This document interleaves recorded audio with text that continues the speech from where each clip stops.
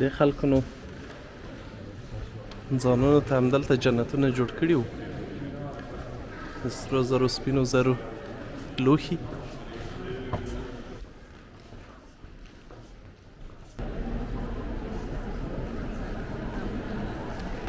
دغه د ژوکون لبخند یا مسکا نقاشي ده، 1503 نه تر 1500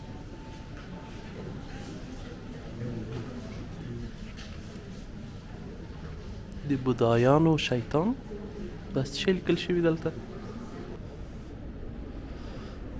د موزیم یوه برخه دغه ده چې اکثره مجسمې پکې ایښودل شوي یا ځای شوي دي، خو سر یې پټ دی. او هغه وخت چې دوی ټاکي مثلا 11 بجې موږ ټکټ و، خو موږ په 12 بجو راغلو، هم څه ستونزه نه وه، نو هغه ډېره جدي نه نیسي، هغې ته هم تشویش مه کوئ.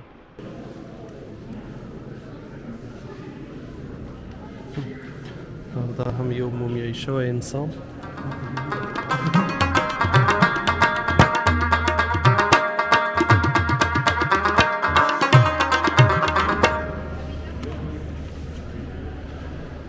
په دې برخه کې د مصر د تمدن اړوند اثار خوندي شوي.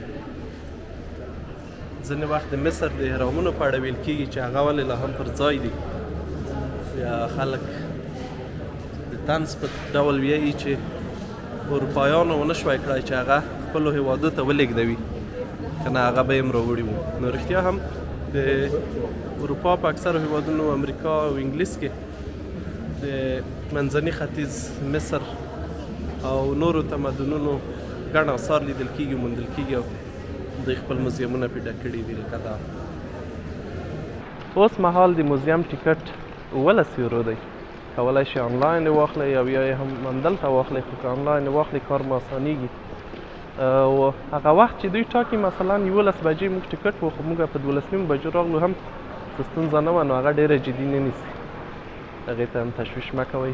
کولی شئ راشئ هر وخت مو چې ټکټ اخیستی وي، د ورځې جریان کې یو یا 2 ساعته ممکن ستونزه ونه لري. او بیا که هغه اوډیو ګایډ غواړئ، د هغې بیا 15 یورو اضافه کېږي چې هغې کې بیا معلومات درکوي چې په هره برخه کې وی د مختلفو نقاشیو یا اثارو په اړه بشپړ معلومات بیا له هغه اوډیو ګایډ څخه ترلاسه کولی شئ. نو د نړۍ یو د تر ټولو مهم موزیم او ستر موزیم په توګه د دې موزیم کتل اړین دي، نو که پاریس ته راتلی خامخا لیدنه ورنه وکړئ. او دا هم د مصر د تمدن د موسیقۍ آلې.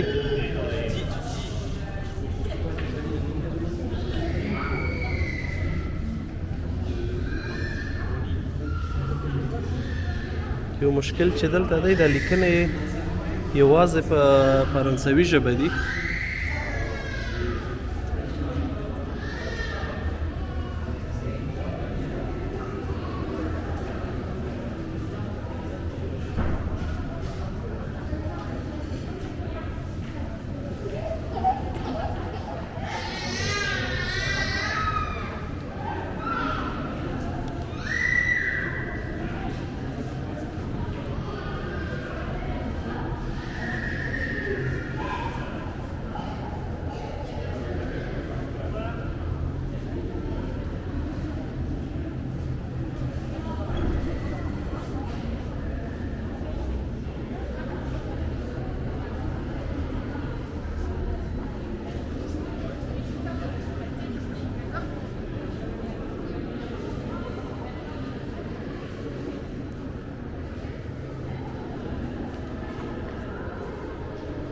په دې ټولو هغه وخت کې څومره زحمت ایستل شوی، هنر او استعماري ځواکونه راوړي دي، او دا دي هم مایع ترې لري او هم موزیمونه پرې ښایسته دي. خو څه فکر کوئ چې دا تمدنونه به هم همداسې پاتې وي په داسې حال کې چې د مصر غوندې پرمختللی تمدن او یا هم د سومریانو، آشوریانو تمدنونه، کوم چې په منځني ختیځ عراق کې وو، د بابلیانو تمدنونه، له منځه تللي.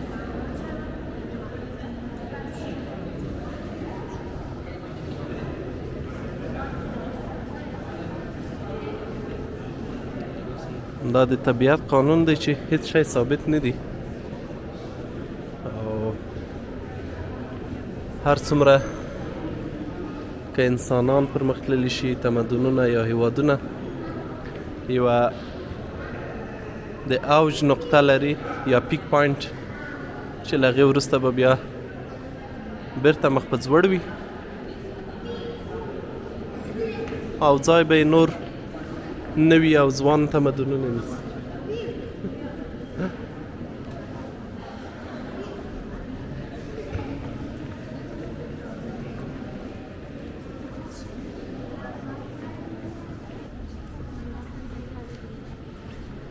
دا نو د هغه وخت شاهي قصر دی.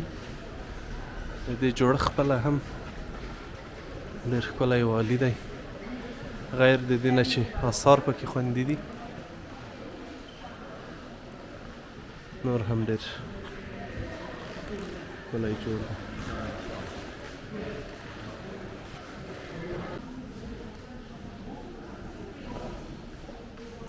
دا هم د مصري طلایي آثارو یا زیورالاتو کلکسیون دی.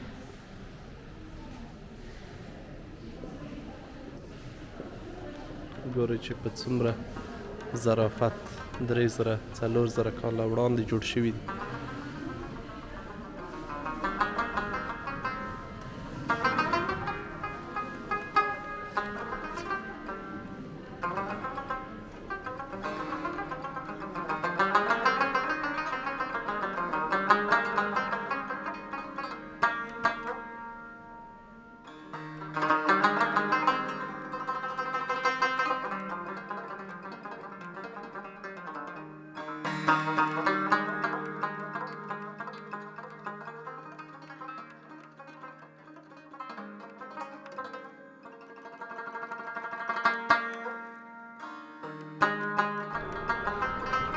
دا موزیم 800 کاله زوړ دی، خو جالبه دا ده چې متحده عربي اماراتو هم په دوبۍ کې په همدې نوم یو نوی موزیم جوړ کړی دی چې د هغې جوړښت هم ډېر په زړه پورې دی او ډېر لګښت پرې شوی و. خو د دې موزیم قدامت او تاریخي ارزښت بیا ممکن نایابه وي او نور موزیمونه ورته ونه رسي.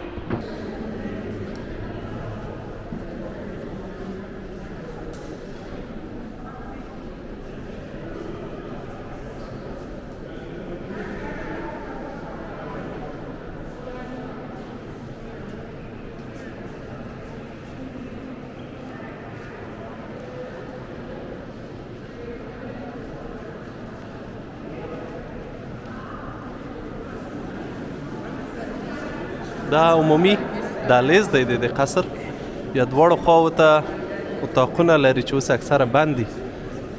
نو پخوا به چې دلته پاچاهان و اوسېدل، هغوی به ممکن هم د اوسېدو د ځای په توګه او هم د حکومتولۍ د مرکز په توګه له دې ځای کار اخیست.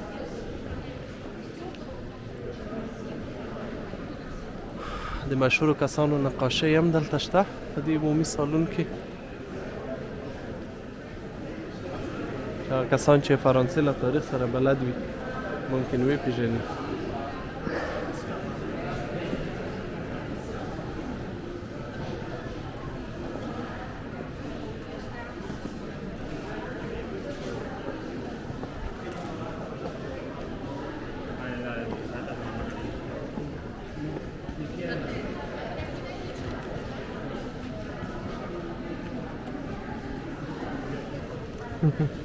جالبه ده، دغه ته لیکلي دي چې د پوځي تورې پوښ دی او توره په 1906 کال کې له همدې موزیم څخه ورکه شوې ده.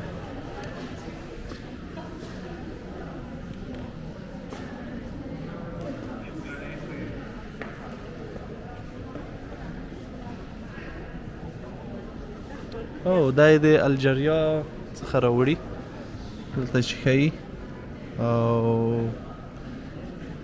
هغه پوښ کوم کتاب دی او دا د 14 لویي د تاج پوښ دی. 14 لویي په فرانسه کې ډېر مشهور و، پاچا تېر شوی.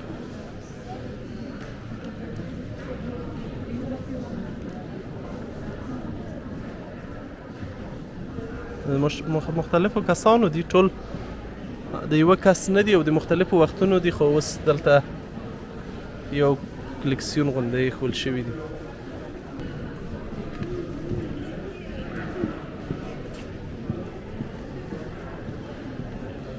دا هم لعل و جواهر و الماس دي.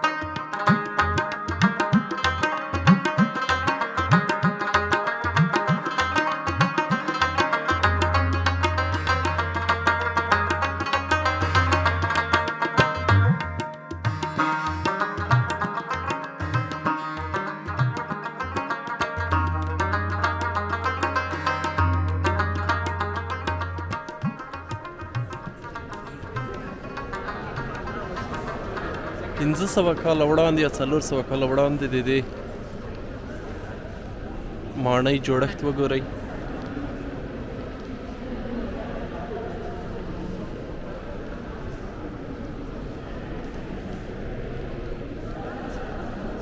دا موزیم 4 طبقې لري او په هره طبقه کې بیا جدا جدا بېلې بېلې برخې دي چې د بیلو آثارو لپاره بیلې شوي دي. بیلګې په ډول یوه برخه د مصر د آثارو لپاره ده، بله برخه لکه دا چې ده د ایټالیا د نقاشیو لپاره ده، او ځینې برخې خپله د مصر د آثار د فرانسې د آثارو لپاره یا د یونان، او همدا ډول د نړۍ د مختلفو برخو ډېر مهم هنري او تاریخي آثار خوندي شوي دي.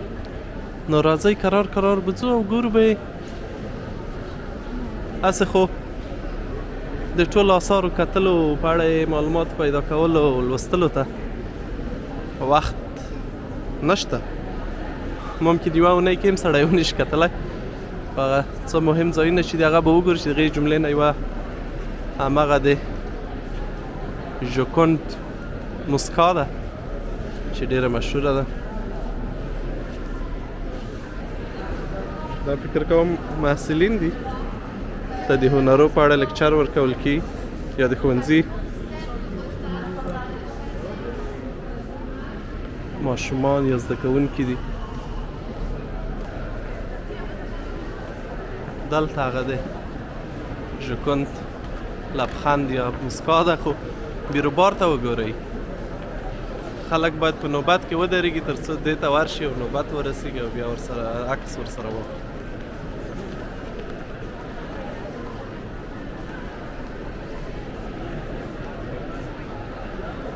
د دې لپاره بیا بیله سیکیورټي ده.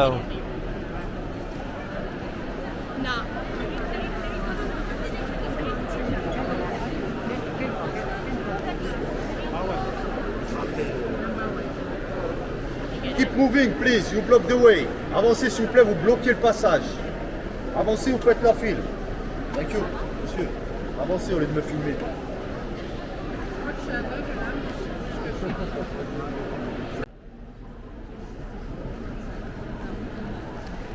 دغه د ژوکونډ لبخند یا موسکا نقاشي ده. 1503 نه تر 1519 کلونو پورې شوې ده. ویل کېږي چې په ایټالیا کې د ورېښمو یو سوداګر یا تجار و، هغې د خپلې ښځې د د نقاشۍ فرمایش ورکړی و او له هغه راهیسې په نړۍ کې تر ټولو مشهوره نقاشي بلل کېږي.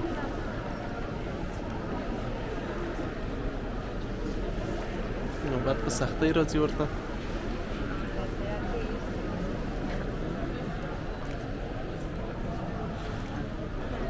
خلک ډېر زیات دي.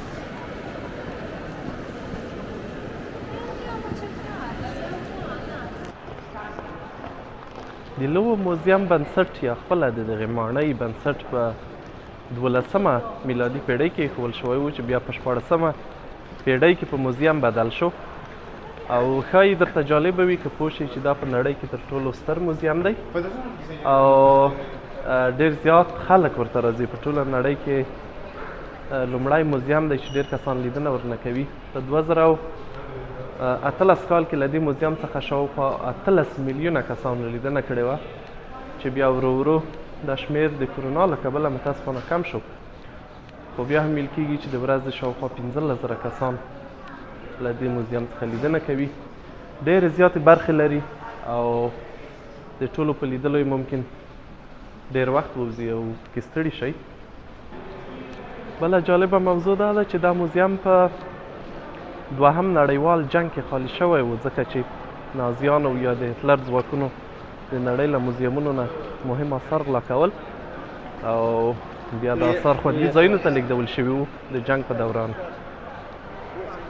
او دا موزیم د 11 کلونو لپاره د ناپلیون په نوم هم نومول شوی و، تر څو چې دی په واک کې و چې بیا وروسته بیرته د لوه موزیم په نوم ونومول شو یا یې نوم بدل شو.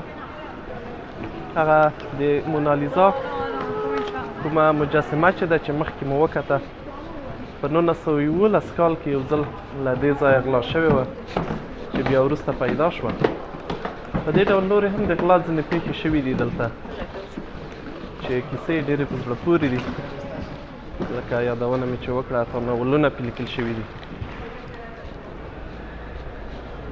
بله مهمه موضوع چې د لوه موزیم په اړه ده هغه دا ده چې یوازې شاوخوا 9% پینټینګز یا دغه آرت یا د نقاشۍ او رسامۍ د فرانسوي هنرمندانو دي، نورې اکثره یا له بهر څخه راوړل شوي دي یا راغلا شوي دي او یا ممکن اخیستل شوي وي. نو ډېر آثار چې پکې دي هغه د نورو هېوادونو اړوند دي. او کله چې نړیوال جنګ کې دا موزیم خالي شوی و نو بیا نازیانو چې له نورو سیمو څخه کوم آثار غلا کول هغه به یې دلته ساتل د جنګ په دوران کې، ځکه چې پاریس د دوی لخوا نیول شوی و.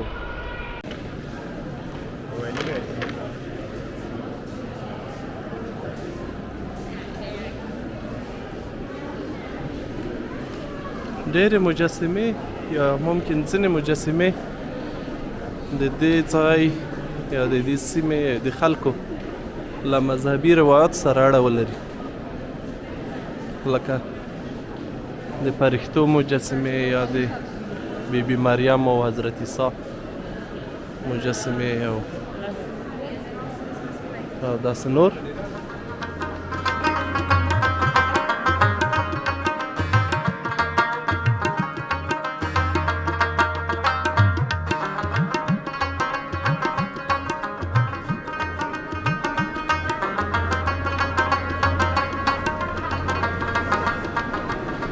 ډېره عالي مجسمه ده خو متاسفانه ماته شوې.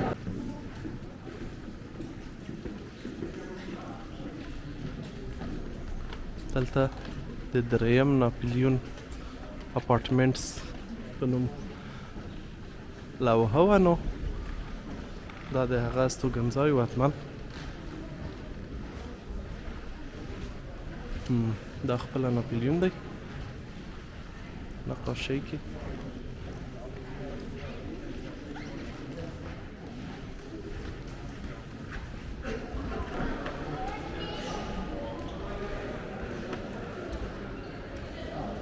د خلکو نو ځانونو ته همدلته جنتونه جوړ کړي وو، د سرو زرو سپینو زرو لوښي.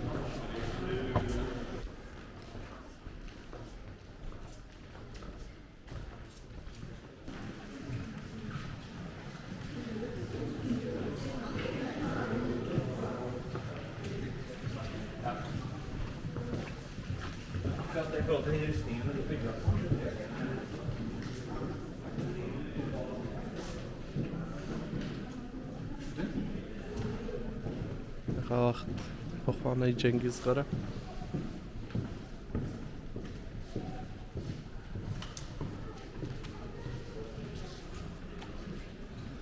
او دا هم شاهي ډال یا سپر خول.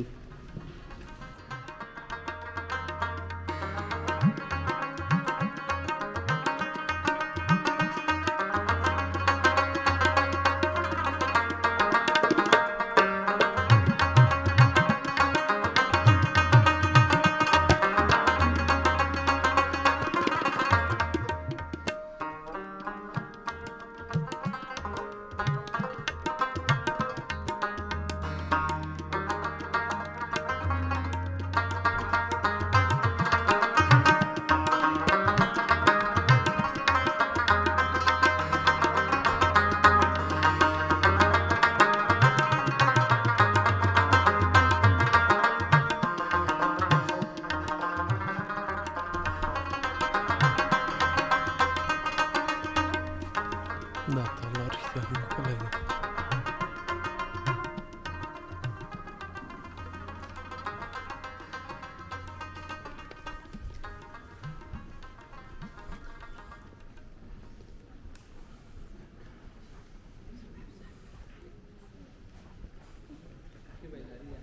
دومره خلک اغېز لاندې راغلي چې خبرې هم ورو ورو کوي، که رښتیا چې څوک دلته ویده وي که نه نورو برخو کې ډېر بیروبار و شر و شور وي.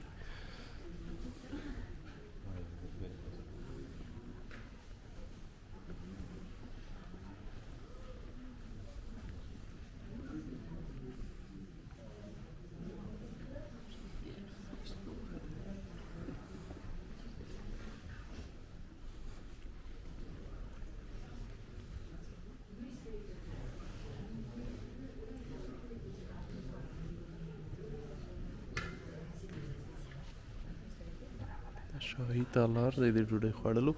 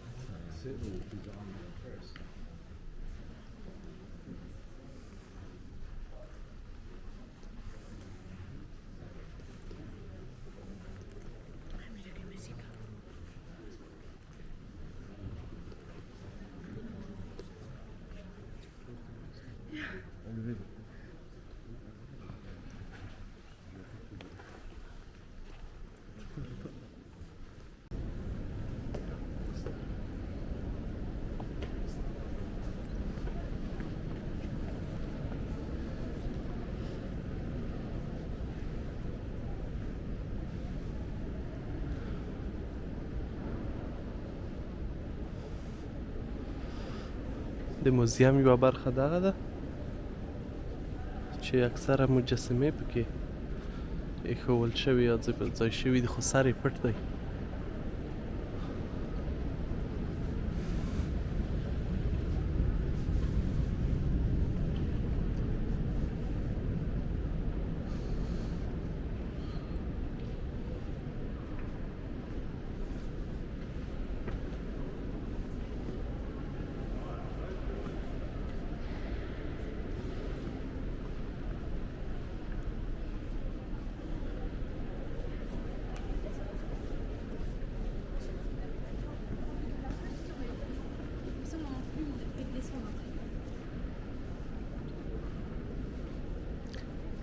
اکثره مجسمې 200-300 او یا زیات کلونه زړې دي.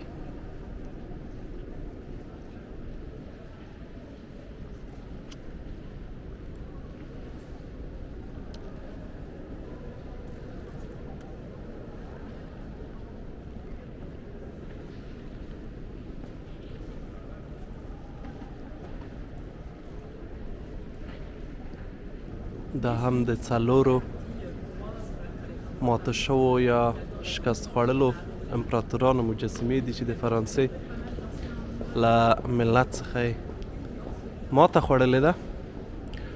کله چې د فرانسې انقلاب وشو بیا د 14 لویي یوه ستره د برونزو مجسمه وه، هغه ولې شوه او له هغې څخه دا 4 مجسمې جوړې شوې چې په هغې کې د برانډنبرګ د پخواني رومي امپراتورۍ او همدا ډول د نورو شاوخوا سیمو کې چې د هالند او نور امپراتورۍ چې ماتې شوي دي د فرانسویانو په لاس، د هغوی د مشرانو یا د هغوی د استازو سمبولیکې مجسمې جوړې شوي دي چې 4 واړه نیول شوي دي، که مو فکر وي لاسونه یې تړل شوي دي او په ډېر بد حالت کې دي، غمګین دي. دلته نو فرانسویانو خپل قدرت ښودلی د دې مجسمو په وسیله. نورې مجسمې هم ټولې خپل تاریخ لري او معلومات لري.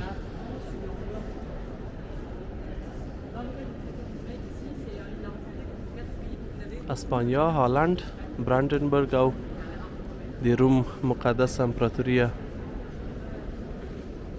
هولی رومن امپایر د دې 4 مجسمو مشران.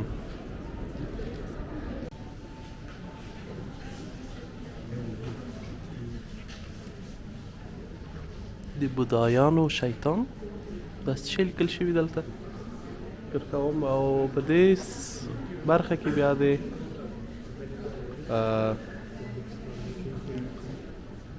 بخارا، پخوانی بخارا، ازبکستان او افغانستان په اړه هم ځینې معلومات ممکن وي. راځئ وګورو.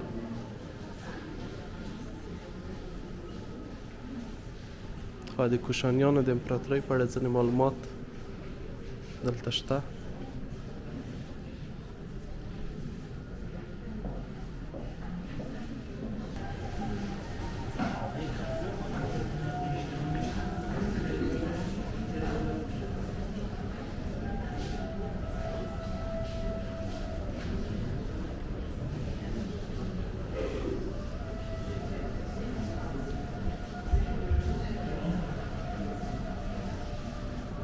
بوستان قلمي نسخې دي د هغې سیمې د کتابونو. فرهاد شیرین قصه، رخزادن پری،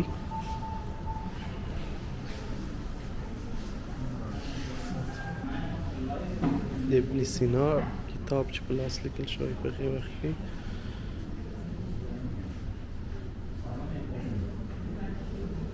امام ابن جلال البخاري،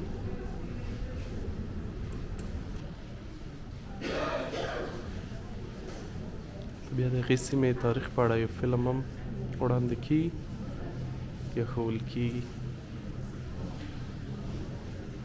او ډېر خلک ورته ولاړ دي ننداره یې کوي.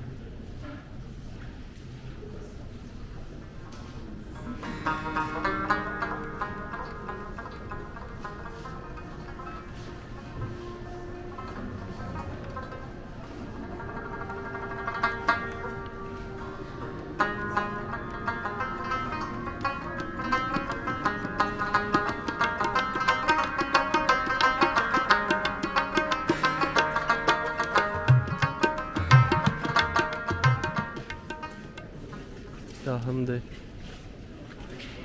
آسیایي تاریخ برخه ده.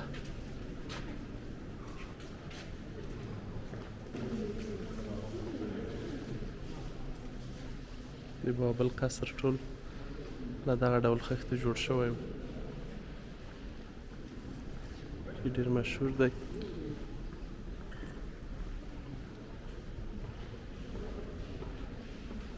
خو اوس هلته هېڅ آثار نشته.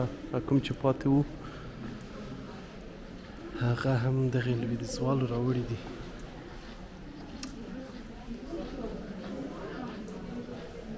او د اروپا او امریکا موزیمونه پرې ډک دي. نو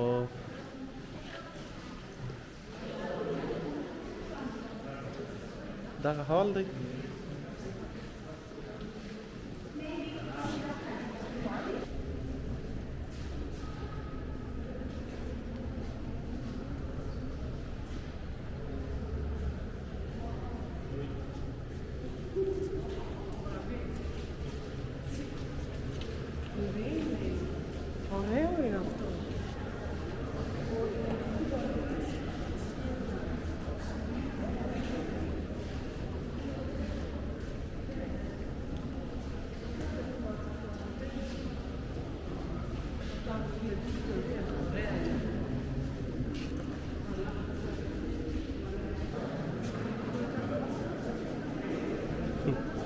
د کتارونو ته وګورئ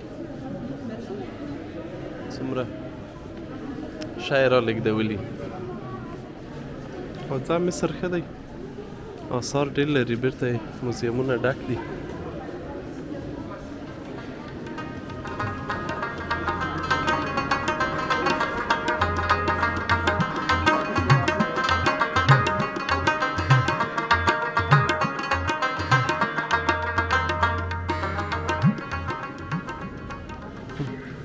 او دا هم یو مومیایي شوی انسان.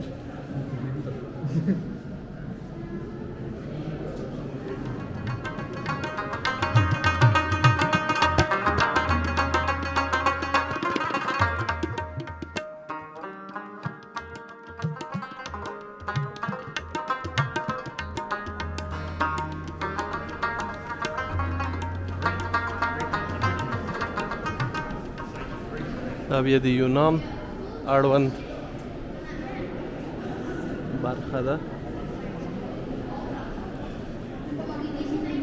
اوس راځئ د اسلامي هنر خواته هم ورشو چې دې کې څه شی ګورو.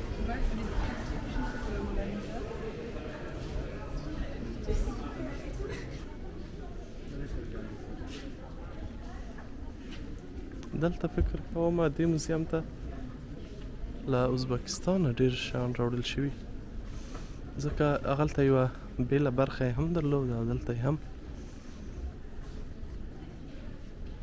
ډېر شیان ډالۍ کړي دي دې موزیم ته.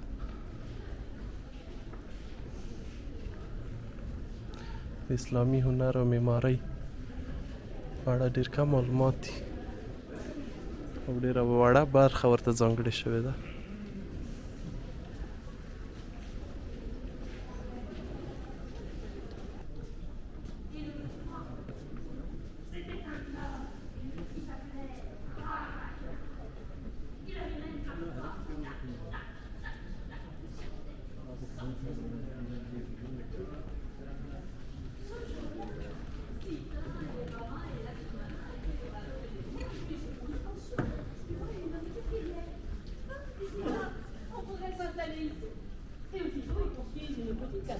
Passe la nuit à l'intérieur et le lendemain matin, Sita se lève pour aller chercher de... Elle une enveloppe magnifique. Une enveloppe comme jamais. ماشومانو ته نمایش وړاندې کوي یوه مېرمن.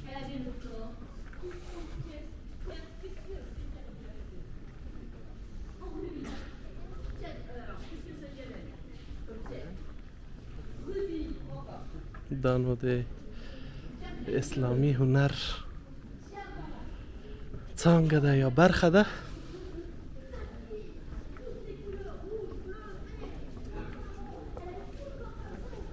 زه فکر نه کوم د افغانستان خاص څه به پکې وي.